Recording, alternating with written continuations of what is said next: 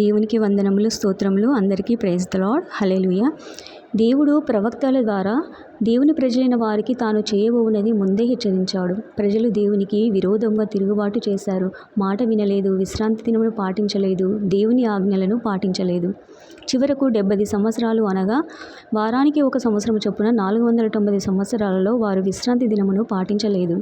490/7 వారానికి ఒక సంవత్సరం చొప్పున 70 సంవత్సరాలు అనగా 7 × 490 సంవత్సరాలు అన్నమాట. ఇన్ని రోజులు వారు భూమికి కానీ శరీరాలకు కానీ విశ్రాంతి ఇవ్వక స్వలాభము కొరకు పనులు చేస్తూ దేవునిని నిర్లక్ష్యం చేశారు.